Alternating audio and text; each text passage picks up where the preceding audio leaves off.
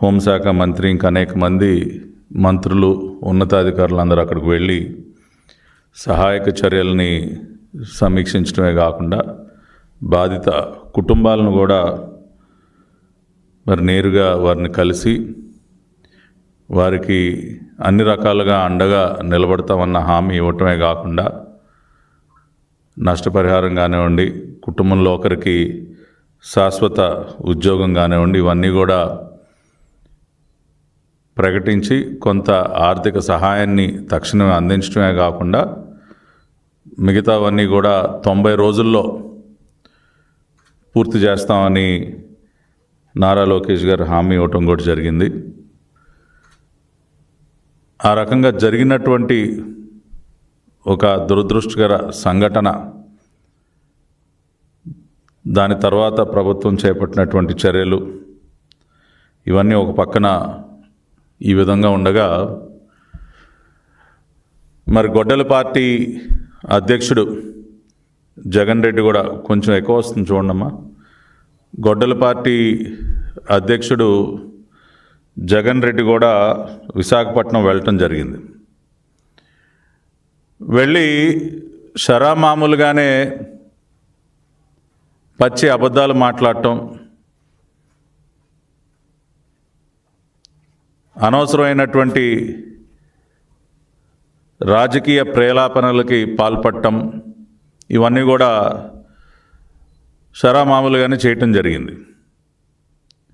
Visakha steel ప్లాంట్ని కాపాడటానికి జగన్మోహన్ రెడ్డి ముఖ్యమంత్రిగా ఉన్నటువంటి సమయంలో చేసినటువంటి ప్రయత్నం శూన్యం, సున్నా. ఏ రకంగా కూడా వైజాగ్ స్టీల్ ప్లాంట్ని కాపాడేటటువంటి ప్రయత్నం చేయనటువంటి ఒక వ్యక్తి, అనేక సమస్యలను ఆయన దృష్టికి తీసుకువెళ్ళినప్పటికీ దాన్ని రక్షించడానికి, కార్మికుల శ్రేయస్సు కోసం ఏమాత్రం కూడా ప్రయత్నం చేయనటువంటి వ్యక్తి నిన్న విశాఖపట్నం వెళ్ళి ముసలి కన్నీరు గారుస్తూ ఉన్నాడు. నేనేదో అది చేశా ఇది చేశా అని పచ్చి అబద్ధాలు. నిస్సిగ్గుగా జగన్మోహన్ రెడ్డి మైక్ ముందుకు వచ్చాడంటే నోట్లో నుంచి వచ్చేటటువంటి ప్రతి మాట అబద్ధమే కదా. నిన్న కూడా మళ్ళీ ఒకసారి అదే రుజువైంది. నిన్న ఈ గొడ్డలి పార్టీ అధ్యక్షుడు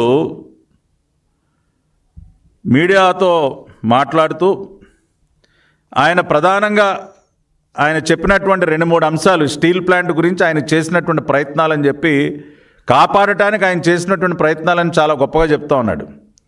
దానిలో ప్రధానమైంది ఆయన చెప్తా ఉన్నాడు, నేను 2 లేఖలు రాశా రాష్ట్ర ముఖ్యమంత్రిగా, కేంద్ర ప్రభుత్వానికి నేను 2 లేఖలు రాయటం జరిగింది.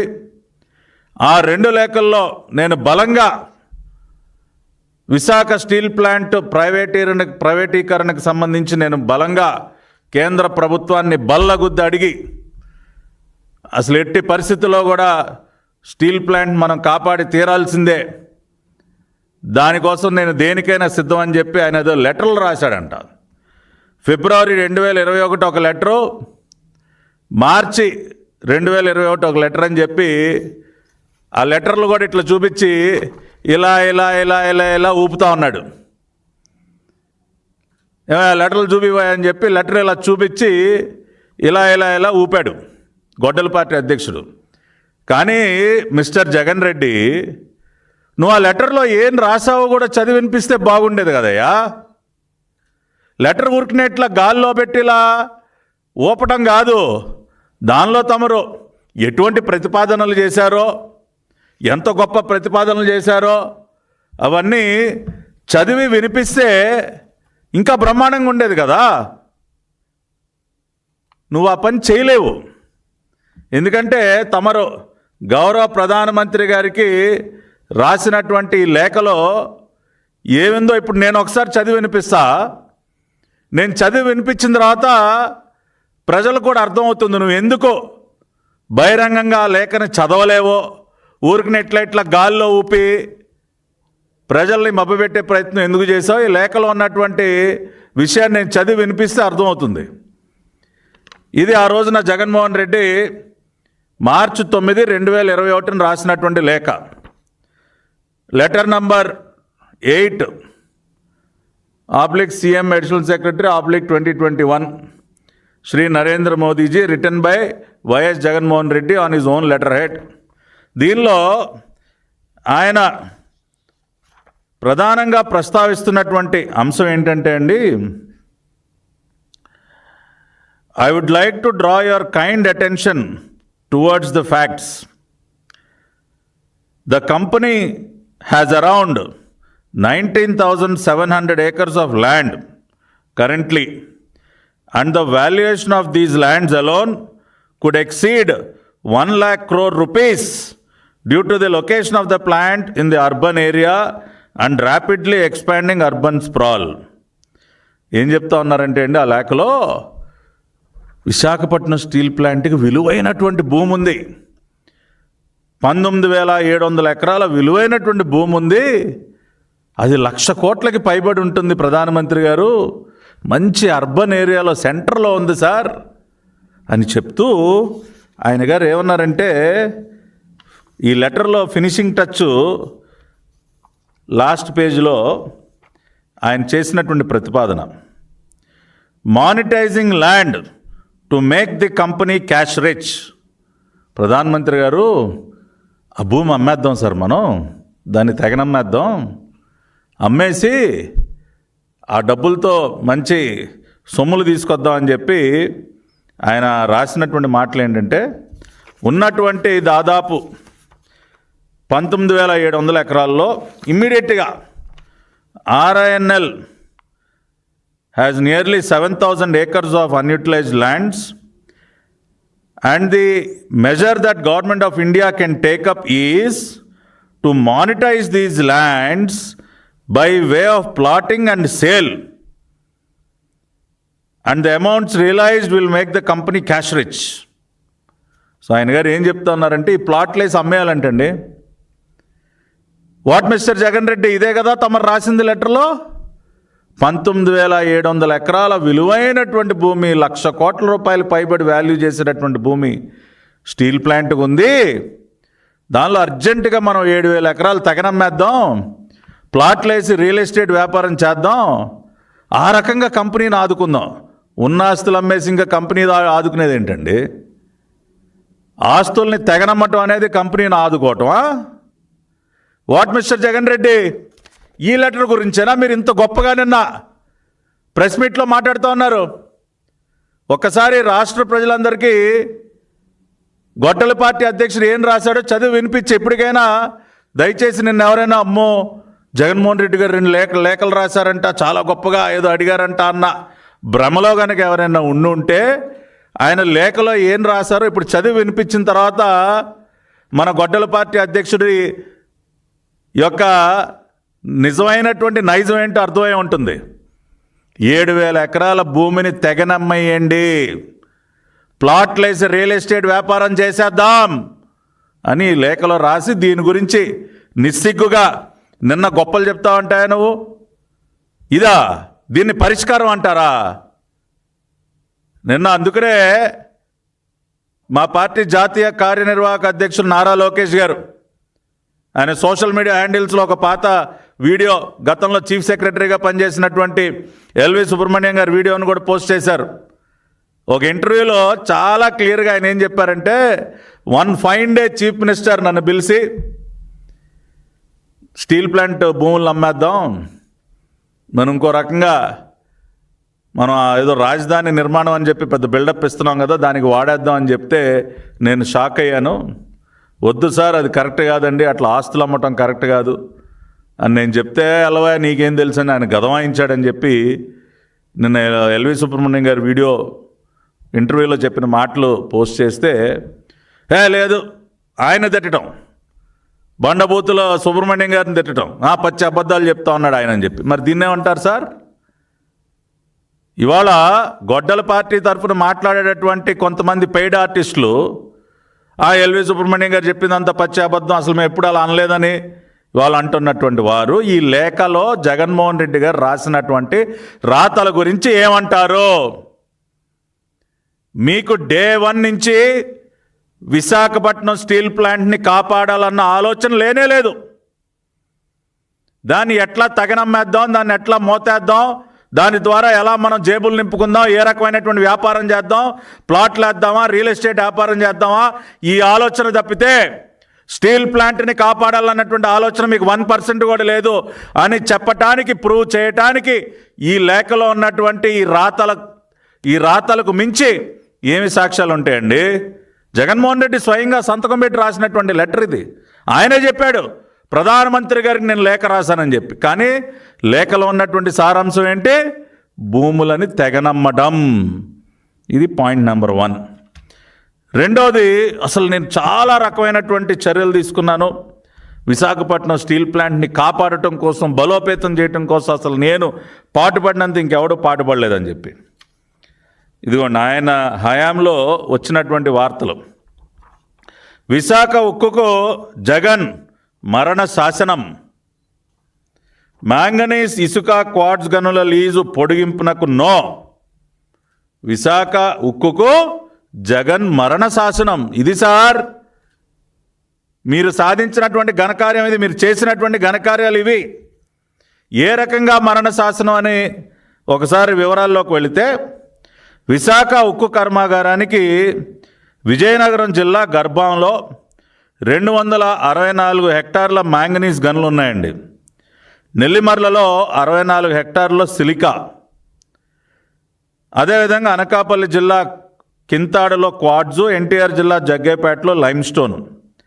అదేవిధంగా తెలంగాణలో ఖమ్మం జిల్లా మాదారంలో డోలమైట్ గనులు ఉన్నాయి. అంటే ఇవన్నీ కూడా ఉక్కు తయారీకి అవసరమైనటువంటి ఖనిజాలు. వీటికి సంబంధించి ఈ మ్యాంగనీజు, సిలికా వీటికి సంబంధించి గనుల యొక్క లీజ్ పీరియడ్ అయిపోయి, అయ్యా మాకు లీజ్ పీరియడ్ అయిపోయింది, తక్షణమే దాన్ని రెన్యూవల్ చేయండి, లేకపోతే మా కార్యకలాపాలకి అది ఆటంకం కలిగిస్తుందని పాపం విశాఖపట్నం స్టీల్ ప్లాంట్ RINL అధికారులు నెత్తినోరు బాదుకుని ఎన్నిసార్లు అడిగినా సరే 2022తో లీజ్ కాలం అయిపోయింది. 2024 వరకు గొడ్డల పార్టీ అధ్యక్షుడు ఈ రాష్ట్రానికి ముఖ్యమంత్రి. 2 సంవత్సరాల పాటు దాని లీజు పొడిగించకుండా, ఎందుకు పొడిగించలేదంటే అది ప్రైవేట్లో వ్యాపారం చేసుకోవచ్చు కదా. స్టీల్ ప్లాంట్కి ఆ మ్యాంగనీస్ గనులు, సిలికా గనులు ఇస్తే వీళ్ళకి వచ్చే లాభం ఏముంది? అదే వాళ్ళకి లీజు పొడిగించకుండా మనమే వ్యాపారం చేసుకుంటే తాడేపల్లి కొంపకి ఫుల్గా క్యాష్ కదా. అందుకని 2 సంవత్సరాల పాటు ఆ లీజును పొడిగించకపోతే చంద్రబాబు నాయుడు గారు ముఖ్యమంత్రి అయిన తర్వాత, ఎన్డీఏ ప్రభుత్వం వచ్చిన తర్వాత ఆ మ్యాంగనీస్ గనుల యొక్క లీజుని పునరుద్ధరించి స్టీల్ ప్లాంట్ని కాపాడాం.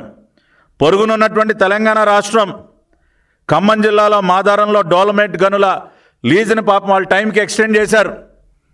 కానీ మన రాష్ట్రం ఆంధ్రప్రదేశ్ ప్రభుత్వం ఆనాడు 2 సంవత్సరాల పాటు విశాఖపట్నం స్టీల్ ప్లాంట్కి ఈ మ్యాంగనీస్ గనుల లీజుల్ని, సిలికా గనుల లీజుల్ని ఎక్స్టెండ్ చేయకుండా నానా తిప్పలు పెట్టి ఈరోజంట ఈయనేదో ఉద్ధరించాడంట. 1982లో మరి గర్భంలో 264 హెక్టార్లలో మ్యాంగనీస్ గనుల్ని 40 ఏళ్లకు లీజుకి ఇస్తే 1982లో అది 2022 అయిపోయింది. మరి వాట్ మిస్టర్ జగన్ రెడ్డి, మీకు అంత ప్రేమ స్టీల్ ప్లాంట్ మీద ఉంటే ఎందుకని ఆ గనుల లీజుని పొడిగించలేదు? ఇదే విషయాన్ని మరి కార్మిక సంఘాల నాయకులు వెళ్ళి 2024 ఏప్రిల్లో ఆయన ఎన్నికల ప్రచారంలో ఉండగా వెళ్ళి అడిగారు, సార్ ఇట్లా ఉంది మీ దగ్గర, పొడిగించండి సార్ అని అడిగితే ఆయన చాలా అమాయకంగా, స్టీల్ ప్లాంట్లో ఐరన్ ఓర్ కదా వాడేది, మీకు మ్యాంగనీస్, సిలికా గురించి ఎందుకు, మర్చిపోండి దాన్ని. ఇది ఈయన గారి ఆన్సరు. స్టీల్ ప్లాంట్కి మ్యాంగనీస్, సిలికా దేనికయ్యా, దాన్ని మర్చిపోండి అని మాట్లాడినటువంటి వ్యక్తి నిన్న నేనేదో చాలా ఉద్ధరించాను స్టీల్ ప్లాంట్ కంటే ఏమనాలండి? కొద్దిగా సిగ్గుండాలి కదా. అంతేకాకుండా ఇదే కొంతమంది యూనియన్ నాయకులు విద్యుత్ బిల్లులు చెల్లించాలని మా మీద కొన్ని బకాయిలు ఉన్నాయి, చాలా ప్రెజర్ తీసుకొస్తా ఉన్నారు, కొద్దిగా దానికి వెసులుబాటు కల్పించండి అంటే, మీరు కట్టి తీరాల్సిందే, కట్టకపోతే కుదరదు.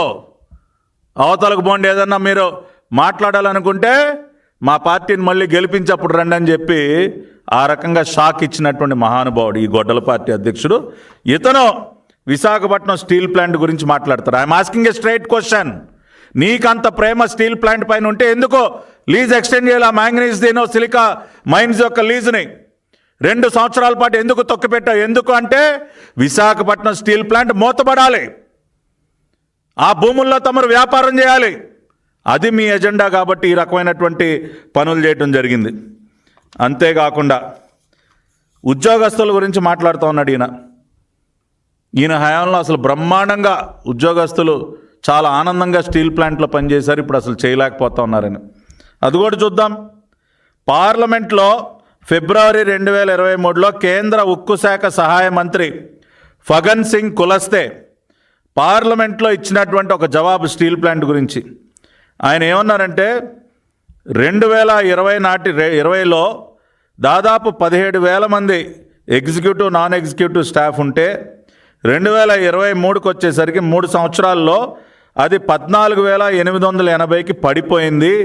దాదాపు 13% ఉద్యోగస్తుల సంఖ్య తగ్గిపోయారు. దీనిలో ఎగ్జిక్యూటివ్ క్యాడర్ 707 మంది, నాన్ ఎగ్జిక్యూటివ్ క్యాడర్ ఉద్యోగులు 1,280 మంది, అంతేకాకుండా ఇంకొక 237 మంది, దాదాపుగా అన్నీ కలిపి 2,200 మంది ఉద్యోగస్తుల సంఖ్య కూడా తగ్గిపోయినటువంటి అంశాన్ని కేంద్ర ఉక్కు శాఖ సహాయ మంత్రి ఫగన్ సింగ్ కులస్తే పార్లమెంట్లో చెప్పారు మిస్టర్ జగన్ రెడ్డి. ఎందుకంటే మీరు విశాఖపట్నం స్టీల్ ప్లాంట్ పైన చేస్తున్నటువంటి కుట్రలు, ప్లాంట్ని ఏ రకంగా కూడా ఆదుకోవటానికి చేయనటువంటి ప్రయత్నాలు, వీటన్నిటిని చూసి ఇక మనకి ఇక్కడ భవిష్యత్తు ఉండదు, ఇక మనం ఇక్కడ పని చేయలేమన్న భావనతో దాదాపు చాలామంది పదవీ విరమణ చేయనివ్వండి, రాజీనామాలు చేసి వెళ్ళిపోనివ్వండి, ఆ రకంగా దాదాపు 2,200 మంది ఉద్యోగస్తుల యొక్క సంఖ్య మీ హయాంలో తగ్గిపోయినటువంటి అంశాన్ని కేంద్ర మంత్రి ఆ రోజున ఫగన్ సింగ్ కులస్తే పార్లమెంట్లో చెప్పారు మిస్టర్ జగన్ రెడ్డి. అంతేకాకుండా 1, 2 ఈయన పార్టీ చేసినటువంటి ఘనకార్యాలు. గతంలో 1999, 2004 గౌరవ ప్రధానమంత్రి అటల్ బిహారీ వాజ్పేయి గారు దేశానికి ప్రధానమంత్రిగా ఉన్నటువంటి సమయంలో ఆ రోజున కూడా ఒక సంక్షోభకర పరిస్థితి ఏర్పడినప్పుడు విశాఖపట్నం స్టీల్ ప్లాంట్కి దాదాపుగా 1,350 కోట్ల ప్యాకేజీని ఆ రోజున నారా చంద్రబాబు నాయుడు గారి యొక్క కృషితో ఎన్డీఏ కన్వీనర్గా ఉండి ఆ రోజున ఎర్రన్నాయుడు గారు, మరి దివంగత నాయకులు మేమందరం ఎంతో అభిమానించినటువంటి ఎర్రన్నాయుడు గారు ఆ రోజున ఢిల్లీలో మా పార్లమెంటరీ పార్టీ లీడర్గా ఉండి అనేక పార్టీల ఎంపీల యొక్క మద్దతు కూడగట్టి BIFRకి board of industries and financial reconstruction BIFR బోర్డుకి వెళ్ళటం అంటే ఇంకా పరిశ్రమ మూతబడినట్టే. BIFRకి వెళ్ళే పరిస్థితిలో ఉన్నటువంటి RINLని, విశాఖపట్నం స్టీల్ ప్లాంట్ని ఢిల్లీ స్థాయిలో అన్ని పార్టీల యొక్క మద్దతు కూడగట్టి చంద్రబాబు నాయుడు గారి యొక్క చొరవతో ఆ రోజున అటల్ బిహారీ వాజ్పేయి గారి పైన ఒత్తిడి తీసుకొచ్చి ఆయన యొక్క సహకారంతో, వాజ్పేయి గారి సహకారంతో 1,350 కోట్ల రూపాయల ప్యాకేజ్ తీసుకొచ్చి ఆ రోజున స్టీల్ ప్లాంట్ని కాపాడటం జరిగింది. మరి మీ ఎంపీలు ఏం గడ్డి బీగుతూ ఉన్నారండి? మీ ఎంపీలు ఏం చేశారు? మినిస్ట్రీ ఆఫ్ స్టీల్ అండ్ కోల్కి సంబంధించి కీలకమైనటువంటి కమిటీలో ఉన్నటువంటి మీ ఎంపీలు ఢిల్లీలో కూర్చొని ఏం చేశారు? మీరేం చేశారు? ఆ రోజున విశాఖపట్నం స్టీల్ ప్లాంట్ని ఏ విధంగా కాపాడాం, ఈ రోజున కూడా 12,000 కోట్ల రూపాయల ప్యాకేజీని ఇవాళ విశాఖపట్నం స్టీల్ ప్లాంట్ RINLకి తీసుకొచ్చి ఈ రోజు కూడా స్టీల్ ప్లాంట్ని కాపాడింది నారా చంద్రబాబు నాయుడు గారు. ఆ రోజున వాజ్పేయి గారి సహకారంతో, ఈ రోజున గౌరవ ప్రధానమంత్రి నరేంద్ర మోడీ గారి సహకారంతో ఈ రోజున కూడా మళ్ళీ స్టీల్ ప్లాంట్ని నిలబెట్టింది ఎన్డీఏ. అందుకనే గొడ్డలి party never again, NDA again and again అంటా ఉన్నారు. నువ్వు చేసేటటువంటి దుర్మార్గాలన్నీ చూసిన తర్వాత గొడ్డలి పార్టీ నెవర్ అగైన్ అని అనక ఇంకేమంటారండి? ఏమంటారు? విశాఖపట్నం స్టీల్ ప్లాంట్ భూముల్ని తెగనమ్మయమని చెప్పి లేఖలు రాసి ఆ రోజున గౌరవ ప్రధానమంత్రి గారికి ఏదో స్టీల్ ప్లాంట్కి ఒరగబెట్టినట్టు నిన్న ప్రెస్ మీట్లో మాట్లాడతారా? నిస్సిగ్గుగా పచ్చి అబద్ధాలు చెప్తారా? ఇదిగో మీ లేఖలో ఏం రాశారో చదివి వినిపించా. ఈ రోజున మిస్టర్ జగన్ రెడ్డి. అదేవిధంగా 2 సంవత్సరాల పాటు స్టీల్ ప్లాంట్కి అవసరమైనటువంటి మ్యాంగనీస్ సిలికా మైనింగ్ యొక్క లీజులను ఎక్స్టెండ్ చేయకుండా ఆ పొంగనూరు పుడ్డింగు, ఆ పెద్దిరెడ్డి మీ చెంచాని మీ కింద పెట్టుకుని ఆ భూములను కూడా ప్రైవేటు పరం చేసి అక్కడ కూడా కొల్లగొడదాం, విలువైనటువంటి ఖనిజాలని కొల్లగొడదాం అన్న ఒక కుట్రలో భాగంగా స్టీల్ ప్లాంట్కి ఆ మైనింగ్ లీజులు ఇవ్వకపోతే మేమిచ్చాం. గౌరవ ముఖ్యమంత్రి చంద్రబాబు నాయుడు గారు ఎన్డీఏ ప్రభుత్వం అధికారంలోకి వచ్చిన తర్వాత మళ్ళీ ఆ లీజులన్నింటినీ కూడా పునరుద్ధరించడం జరిగింది, స్టీల్ ప్లాంట్ని నిలబెట్టడం జరిగింది. ఇవాళ నేను అడుగుతా ఉన్న కార్మిక సంఘ నాయకులను కూడా, అయ్యా మీరు వెళ్ళారు కదా ఆ రోజున జగన్మోహన్ రెడ్డి గారి దగ్గరికి, మీకు ఆయన ఎటువంటి సమాధానం ఇచ్చారో మీరు చూశారు కదా, అది న్యాయం చేయటం అంటారా? 2024 ఏప్రిల్లో జగన్మోహన్ రెడ్డి గారు బస్సు యాత్ర చేస్తూ ఎన్నికల ప్రచారం చేస్తున్నటువంటి సందర్భంలో మీరందరూ కూడా కార్మిక సంఘ నాయకులందరూ వెళ్ళి కలిశారా లేదా? ఆ రోజున మీ పైన ఆయన కసుబుస్సు అన్నాడా లేదా? మ్యాంగనీస్ గనుల యొక్క లీజ్ గురించి అడిగితే అవునా, అవసరమా, స్టీల్ ప్లాంట్ నష్టాల్లో ఉందా అని మిమ్మల్ని ఎదురు ప్రశ్నలు వేసి సర్దుకుపోమని చెప్పాడా లేదా? ఇవన్నీ వాస్తవాలు అవునా కాదా?